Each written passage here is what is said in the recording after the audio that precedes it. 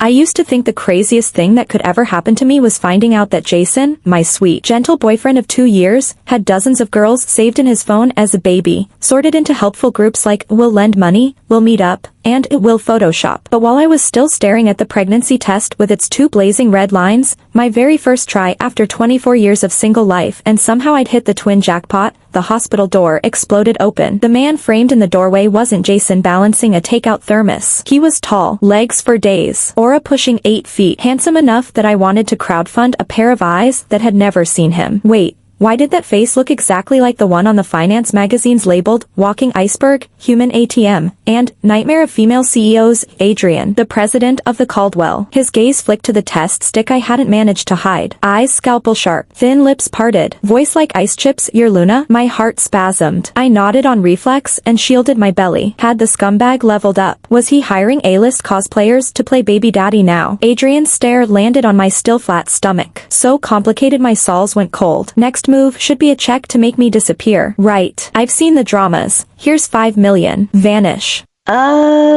I'm Jason's older brother. He dropped bomb number 2. Dead calm. Kaboom. Fireworks in my skull. My ex was about to become my brother-in-law. Wait, no. That lying cheater was Adrian's kid brother. The near-mythical second young master of the reclusive Caldwell family. The twist was too steep. After 2 years together, Jason had always played the orphaned. Saddled with a sister. Self-made, read, bankrolled by me, a victim. Turns out he'd been slumming it for fun, on my dime. Strictly speaking, half-brothers, Adrian added, as if he'd heard my brain screech. Voice glacial. Irrelevant now. What matters? Last night he took my car, ran a red, drove drunk, hit someone, and bolted. My mouth hung open. The info dump gave me hiccups. Traffic cam caught you in the passenger seat. His eyes were sub-zero. Each step forward plastering me to the bed. He's gone. The police came to me. Luna, you're coming with me to clarify things. Threat. Naked threat. Holding the possible DUI accessory blade in one hand and the my twins blade in the other. He dares use cops to scare me. I inhaled, forcing calm. Hello, I'm carrying 2 royal pardons. Whatever Jason is, I'm the victim plus maybe mother of his kids, though big bro clearly disagrees. Caldwell, I lifted my chin, copying his composure, though my voice wobbled. First, I rode with him because he said we were celebrating our 2nd anniversary. Second, that spiked juice was handed to me. God knows what he mixed in. Third, I don't owe your missing hit-and-run driver a single word unless... I paused, eyes blazing into his bottomless pair, fingers tightening on the hidden test stick under the sheet, and gambled, unless you admit these babies are Caldwell seeds and guarantee my legal rights as their mother. Take that. Remove the MAB, checkmate, CEO, or iceberg. Faced with the family bloodline. You kneel. Adrian's pupils narrowed to pinpricks. The chill almost drilling holes in my cheeks. Several heartbeats of silence. No readable emotion except the tight tick in his jaw. Did I win? Did he waver? Then the corner of his mouth curled. Tiny. Arctic. Enough to freeze penguins. Pregnant, he snorted. Amusement laced with scorn. Gaze raking my belly. That loser's spawn. He worthy? Me? Wrong script. Aren't we starting the grandchild snatching war? Why trash your own brother, and miss the point? The point is me. My rights. Who cares if he's worthy? I almost yelled, holding my belly. The evidence is inside me. Exhibit A. I waved the stick like a gavel. Adrian didn't even blink. As if watching a bad comedy. I can buy crates of those, he said, smoothing a cufflink worthy of an auction, and even if you do carry his brat, that's your problem. Dream of marrying into the Caldwells. Huh. The single syllable, huh, a slice deeper than curses, raw disdain. My cheeks burned, fingertips icy. To him I was roadside trash. Not even a nuisance. No, can't fold. My kids are my only chips. Adrian. I used his first name. Voice cracking. Jason's hit and run is fact. Dragging me in is fact. I'm emotionally unstable right now. If shock causes an accident, I clutched my belly, adding a sob. Will the press side with the poor pregnant pawn? Or the cold ruthless tycoon? Ethics hostage. I can play too. His gaze shifted at last, no longer pure frost, but annoyance. Like a mosquito buzzing in his ear. He frowned at my deliberately frail hands on my stomach. Something flickered behind his eyes. Nice act, he judged. Less icy yet still dissecting. What do you want? Spit it out. A chance. Money. I blurted. Mental damages. Child support. Hush money. Plus a Jason-free relocation fee, lump sum. Wired to my personal account. Not a cent less. My heart pounded so hard I swore he could see it. But posture is everything, bid high. He didn't mock or refuse. Instead, he studied me like pricing cargo. Finally, how much? His readiness choked me. So, easy, 10 million. I tossed out what I thought was astronomical. Huh, another icy laugh. Now with an indefinable note. Luna. Such modest appetite. Modest. 10 million too low. Was my horizon too narrow? Is this how billionaires roll? He leaned closer. Cedar and testosterone flooding my space. Long fingers picked up the test stick. Knuckles brushing my hand, sending sparks up my arm. Wave this and ask for 10 million? His murmur tickled my ear. Why not?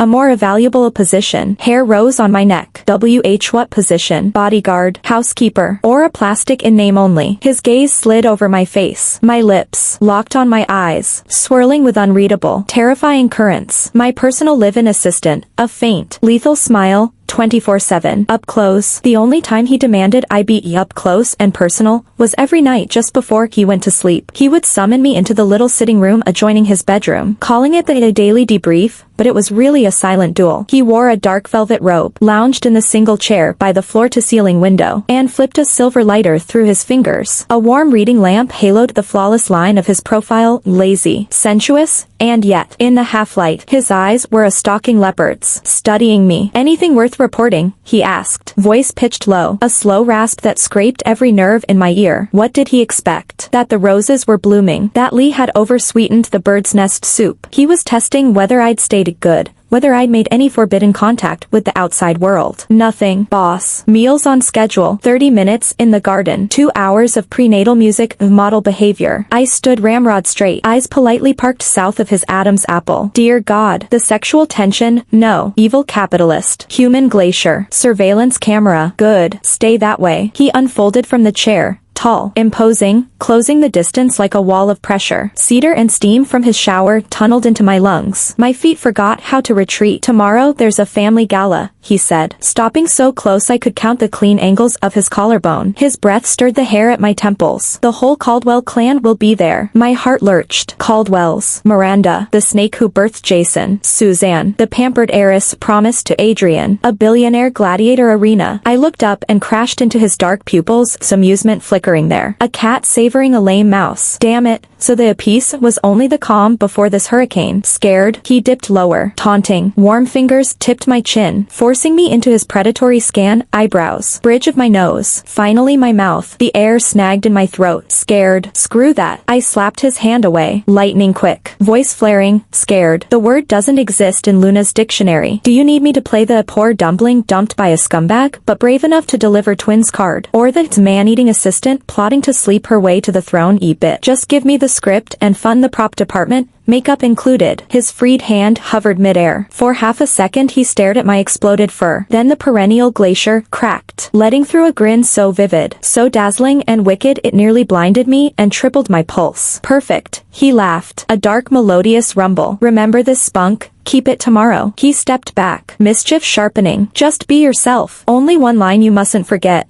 His gaze slashed like a blade. The babies are mine. What? Mine, as in not Jason's. Had he lost his mind? Wasn't that an even juicier scandal? Before I could digest the warhead, he tossed off, temporary. Tomorrow's script only. Holy, so I get to play Adrian's baby mama. Draw every cannon. Scrub Jason spotless. And let Suzanne load her hatred with GPS precision. Classic redirection. Weaponize me. Ruthless. Shameless. Boss. I panted, chest heaving. Aren't you afraid the act might slide into fact? What if your old man insists you marry me once he thinks I'm carrying the golden heirs?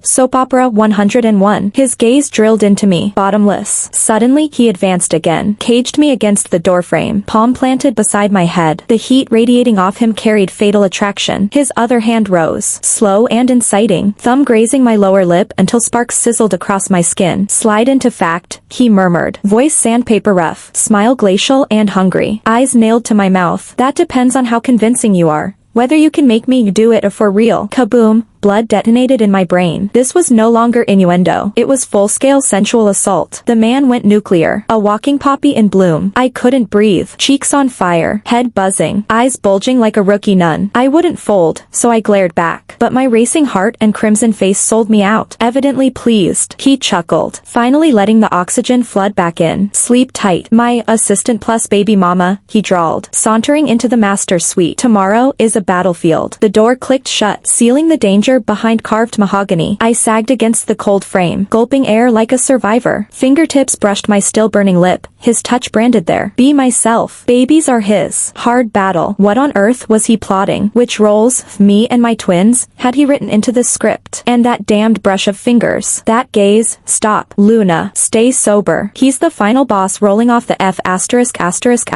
boy assembly line. Acting. Trap. Hormonal warfare. So why wouldn't my pulse slow? Why were my palms still slick? Staring at the shut door, a dark premonition flooded me. Tomorrow would be far more than staged theater. Something uglier waited. The gala would throw me into a hostile coliseum, and my only ally was the iceberg who just finished flirting me into mush before kicking me out to freeze. Adrian, what the hell are you brewing? No sitting duck. I had to gauge how deep Jason's cesspool ran, how much Suzanne knew, using me as target practice. Risk off the charts. My kids are my red line. Nothing happens to them. A wild plan, drummed forward by my frantic pulse, sprouted and spread. Adrian locked me with shackles I could see. I would pry open a path to survive, one he couldn't see. Every night after a debrief, he checked a fingerprint drawer in his study. Whatever lay inside was the master key to all his moves. Tonight, I strike. Chapter 3, Who's the Real Father of the Twins? The gala occupied Crestwood's largest ballroom. Crystal chandeliers flashed bright enough to blind. Expensive perfume and gourmet steam tangled in the air, yet every breath reeked of gunpowder. I wore Adrian's stylist-selected armor, an elegant off-white sheath whose clever seams cradled my rounded belly, silently announcing, yes, pregnant, 4+ months, substantial. Keep staring. Adrian, in a hand-tailored black suit, moved beside me, one possessive palm welded to the small of my back. Heat and cedar radiated from him, ownership 101. The instant we crossed the threshold, every head snapped toward me like synchronized weapons lock, shock, scorn, suspicion, daggers of ice. At center table sat Caldwell, eagle eyes skewering my stomach. To his right, Miranda, Jason's glamorous mother, eyed me with venom. Next to her, Suzanne, Vance's family princess, poured herself into scarlet silk. Her smile crystallized, hatred flaring hot enough to carbonize me. Adrian planted the target, bullseye perfect. I could almost hear crossbows creak. Grandfather, Miranda, Adrian said, steering me forward, voice calm as still water, words detonating like grenades. This is Luna, my woman, carrying my children. Silence. Total, suffocating. Miranda bleached white, shrieked, Adrian, have you lost your mind? That's obviously, mother. His voice sliced, glaciers sharper than steel. Watch your tongue. What's in Luna's belly is Caldwell blood, non-negotiable. His fingers pressed my spine, protection, declaration, nonsense. Caldwell slammed the table. China rattled, laser-sharp glare pinned me. Then my bump. When did you create this disgrace? How far along? Here came the pivot, first phase accomplished. All cannons would aim at our scandalous affair, letting Jason's hit-and-run sink beneath the headlines. Adrian hadn't even lied outright, just a hazy, explosive, my woman, my kids. Brilliant, high art of scheming. 4 months and change. Sir, I answered, chin high, channeling Adrian's chill. Inside, a drum solo thundered. 4. Suzanne shrieked, leaping up, fury warping her face. Adrian, then why did you promise me only last month of Suzanne? Miranda yanked her back, eyes flailing. Adrian arched a brow. Arctic. Promise what? I don't recall signing anything. He seated me with courtly flair, then took his own chair, eyes raking her. Vance. Fantasies require treatment. Murder by word. He ripped the engagement fig leaf to shreds. Suzanne swayed, white as chalk, ready to claw my throat. Caldwell's frown could split granite. Gaze shuttling between Adrian and me, weighing truth versus theater. At that moment Butler Charles slipped to Adrian, whispered. Adrian's pupils narrowed, a glacial half-smile lifted. He raised a hand. The double doors reopened. Everyone expected Jason, so did I. Instead, 2 hulking guards frog-marched a wreck of a man, rumpled suit, purple bruises, reeking of cheap booze. Jason, no trace of the affectionate puppy or reckless escape driver. Whoever worked him over had enjoyed the job. Miranda yelped, nearly fainting. My heart jackhammered. Last night, I'd broken into Adrian's study, used a cloned fingerprint film. Where did I find the guts? On the legendary drawer. No ledgers, just a micro recorder and a half-empty vial of clear liquid. The recorder captured Jason yesterday afternoon, talking to a voice twisted through a distorter. That idiot Suzanne's starting to sniff. The projects I had her invest in are hemorrhaging. Adrian's onto me, and that be asterisk asterisk asterisk asterisk Luna's still carrying those twins. Make it clean. Understand? A car crash is too random. Where's the stuff you promised? Progestin overdose, silent miscarriage. Bottles in the usual spot. Keep it clinical. No crumbs. Especially don't drag Vance. She stays the victim. Got it? I didn't catch the rest of the sentence. Terror and fury crashed over me like a tsunami. The crash had been deliberate. Jason had staged it. The target was me. Hitting the car was secondary. The real plan had been to drug me inside it, quietly, invisibly, and kill my babies. And now the scumbag who'd almost murdered the three of us was hauled in like a half-dead mongrel. Adrian unfolded from his chair with lethal calm, paced over to the crumpled Jason, and looked down like a judge about to pass sentence. My dear little brother, he said. Quiet, yet the words sliced through the tomb-still hall.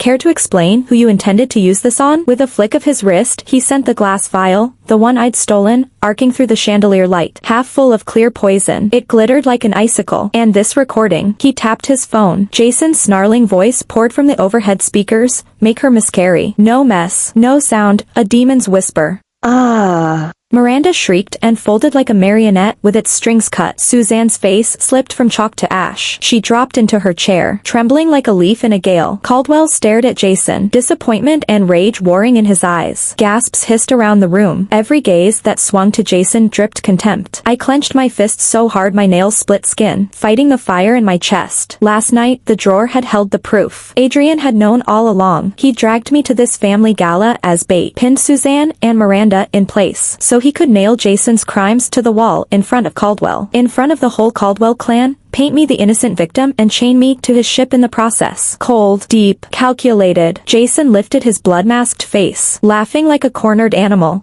Ha! Saint Adrian, you'd use a woman to do your killing. Crush me. How clean are you, brother? That duplicate key in the study last night. You left it for her. You knew she'd steal the drug. Swipe the recording. You rode her like a gun and loaded her belly like a bet. You're banking on her needing you now. Right. On those twins. Ever checked whose they are? You sure they're mine? Dare you claim them? Might be some enemy of yours? Enough. Caldwell roared, mustache quivering. Silence slammed down. Everyone reeled under the ricocheting revelations. Adrian's face was arctic, but Jason's venom had found flesh. The baby's paternity. The pivot of Adrian's whole board. The accusation was vile and dead on target. My trust in Adrian cracked. Yet the one who shattered the hush was me. A sudden iron fist clamped my womb. I doubled over, white-hot pain shooting through my belly. NGH, hurts. I sucked in air, voice shaking, the babies, not acting, real. A savage, dragging cramp I'd never felt before, swallowing me whole. Luna. Adrian's glacial mask exploded. Before the word finished leaving my lips he'd scooped me up. So fast the room spun. I'd never seen him lose control. Curled against his chest,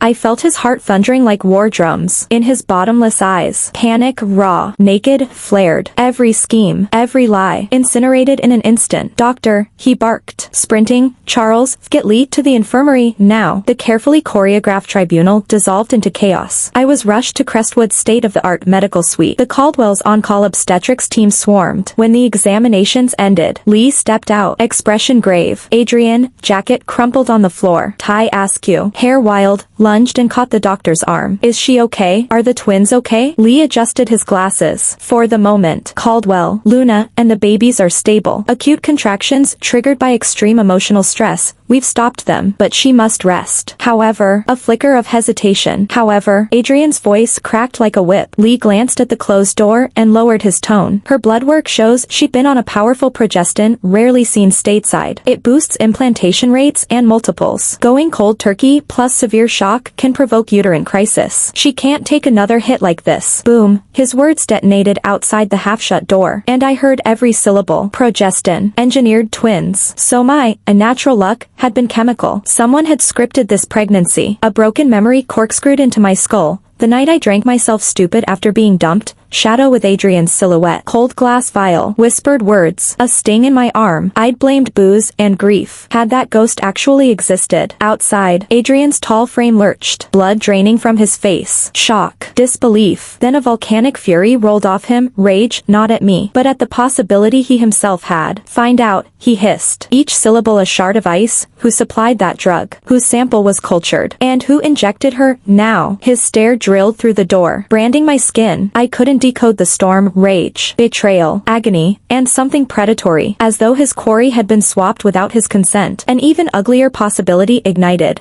The man who'd knelt beside me that drunk night might never have touched me at all. Jason, the fool, was only the puppet set to acclaim me once the seed, perhaps Adrian's own, took root. Who could harvest Adrian's DNA, weaponize it, and feed it to an unconscious woman? Answer. Someone inside this very house. The door creaked. Adrian entered. Violence barely leashed. Temperature plunging. Neither of us spoke. The hush was thick with horror. He bent, caging me between forearms and mattress. Cedar and gunsmoke breath brushing my face. No contact. Yet the air belonged to him. Doctor says you can't stress, he grated. Voice sandpaper rough. But I need to know. His throat worked, swallowing unsaid words. That night you got drunk months ago. Are you certain the man with you was Jason? My pulse spiked to 180. He suspected. Had he pulled surveillance? Traced the drug? Looking into the frenzy barely concealed in his eyes. I understood. Jason probably never had me. Someone had slipped me a loaded syringe after I blacked out. Then shoved Jason forward to play daddy. And the only person desperate enough to guarantee Adrian never fathered a legitimate heir, while propping her own bastard son's claim, was the woman who'd raised Jason. Who do you think? I whispered, meeting his tempest head-on. And who would panic most if Jason, or you, produced Caldwell blood? Adrian's pupils contracted to pinpricks. My sentence flipped the final switch. He recoiled, enlightenment eclipsed by apocalypse-level wrath. Miranda, he snarled. The name a death sentence. She'd drugged a stranger, hijacked Adrian's seed, God knew how, and stapled the resulting time bomb to me. Then aimed Jason at the target. Last night's botched drugging and crash were cleanup once she realized I'd slipped Adrian's leash. He spun for the door, ready to tear her apart. Wait, I called. He froze, half-turned, fury still crackling but waiting on me. I pressed a protective hand over the twins. Seeing Adrian, used like me, ready to go to war for these babies. The resentment, the chaos, the fear, oddly ebbed. In its place, cold alliance. Hearsay won't hold, I said, voice steady. Miranda's too careful. She'll pin it on some lackey, or Jason. We need her to volunteer at the confession. His brows snapped together. Plan. I inhaled, mind forging a blade of last resort. Bait the hook, I said, eyes sliding to the monitor cables snaking along the wall. Give her one chance, one, to erase me and the twins. Catch her gloating on tape. Adrian studied me. The maelstrom in his gaze froze into glacial purpose. He bent, brushed a feather light, scorching kiss to my forehead. Promise, not comfort, then pulled back. Deal, he murmured, voice low with finality. This time, we set the trap together. 3 hours later, the breaking news message, violent shouting match deep inside Crestwood, was erased by a new alert. Rush to hospital, mother and babies in critical danger. I was carried out on a stretcher and loaded into the ambulance. Adrian rode with me, his face so tight with dread it looked wet. Caldwell climbed into the second car, worry carved into every line of his own. The whole motorcade made sure every hidden watcher got an eyeful. By midnight Crestwood had sunk into a hush that looked relaxed from the outside, but was locked down tighter than a drum. Inside the VIP suite, a bedroom dressed up to look like a hospital room. I wore a paper-thin gown and lay on a plush four-poster. The bedside monitor had been hacked. The blinking numbers faked a weak, erratic heartbeat and fluttering breath. The room was almost dark. Only the emergency bulb throwing a thin wash of light. Adrian, in a black fitted tee, sat low in a lone armchair like a leopard waiting in tall grass. His breathing silent. Only those predator eyes glittering at the door. Every second stretched like taffy. My heart lived in my throat. Would Miranda actually dare? A footstep, feather light, stopped outside. A needle-thin beam swept under the door. The latch gave the tiniest click. The door eased open a finger width. A figure in nurse scrubs, cap and mask hiding every feature, slipped inside. She shut the door and threw the lock. In her hand, a syringe. She halted at the bed. In the dark her stare crawled over my sleeping face and the quilt that arose and fell above the twins. Gleeful, venomous, relieved. She even bent until her lips brushed my ear and whispered, breath reeking, don't blame me, little tramp. Blame your lousy luck for carrying saying what you shouldn't. The crash didn't finish you, but this shot of neurotoxin, no angel alive can save you or those bastards. Go in peace. Once you're gone, Jason will finally. Lights exploded white hot. I snapped upright, eyes wide, a blade cold smirk on my lips. At the same instant Adrian launched from the chair, nothing but a blur.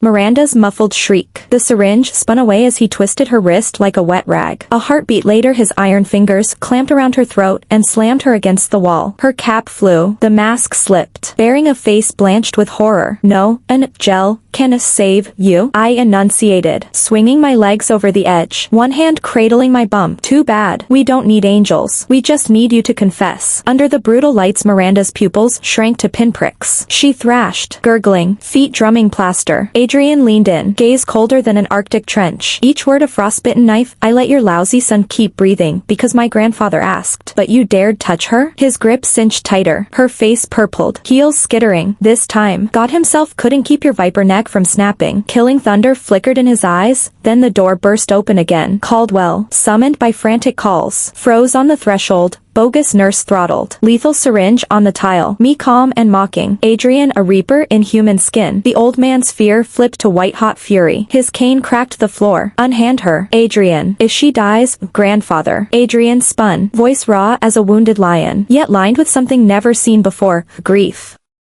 Even grievance. He jabbed at the needle, at the red lights of the audio pickup glowing above the corridor ceiling. Everything she said is recorded. This poison, evidence. She came to murder Luna, to wipe out your great-grandchildren, under your roof, and you still protect this viper? Caldwell stared at the syringe, at Miranda's purpling lips, at my protective hand on my belly, at Adrian's blood-rimmed eyes. The titan who had ruled boardrooms for half a century suddenly looked deflated. 10 years older, he lifted a trembling hand. Call the police. Those two words siphoned the last strength from Miranda. She crumpled, sobbing slime and snot. 3 nights later, penthouse. So all that plotting was so she could erase me and clear the lane for Jason? I stood at the window, stroking the firm curve of my bump while city lights glittered far below. The police file was uglier than I'd feared. Miranda hired someone to spike my vitamins, staged the fender bender, even tried to forge my signature on dummy invoices to frame Adrian. Desperate doesn't cover it. Dying vermin fight dirtiest. Adrian crossed the room with a glass of warm water. He wore soft gray sweats. The razor-sharp edges were dulled, though icy glints still surfaced. Since the near massacre his protectiveness had shifted from cold surveillance to something clumsier, almost accountable. Thanks. The water was perfect. Don't mention it. His gaze lingered on my stomach, part reverence, part landmine anxiety. The scalding forehead kiss he'd planted in the fake hospital room stayed locked in a mutual no-fly zone. Gratitude, impulse, whatever. Overthinking is bad for babies. So how does the curtain fall? I spun the glass. The twins scandal headline had been swapped for Miranda's mugshot, but the paternity question still dangled over me like a guillotine. My new public label, Adrian's mistress and mysterious mother of his twins, was carved in granite. Meanwhile Jason, the actual deadbeat, had been thrown to the prosecutors for hit and run and creative bookkeeping. Rumor is he's facing a decade, minimum. How does it close? Adrian mirrored me against the glass, his reflection huge beside mine. You planning to leave? The question was blunt, tone unreadable. My heart lurched. Leave. Look at this hard glittering city. Then at the 2 lives somersaulting inside me, where would I even go? Move back in with my parents. Return to the mildew studio I'd rented before Crestwood. But stay. Keep playing the undefined fixture at Adrian's side, knowing he could yank the rug any second. My silence misled him. His brows snapped together, voice turning to steel. My children will not be born out in the cold. There it was, that maddling, lord of the manor certainty. As if I were still the employee who signed his NDA. I blew up. Adrian. I whipped around, almost headbutting his chin. Get one thing straight. I'm their mother, not a line item you own. Instead of icing over, he relaxed, faint amusement curling his mouth. So what do you want, Caldwell? The leap gave me whiplash. My face combusted. I do not. Then what? He folded his arms, leaned in until cedar and warm skin caged me. Voice low, slow, lethal sexy. A title, a home, or just me. Thermonuclear blush. I want freedom, independence, a father who can show up in daylight and read them bedtime stories,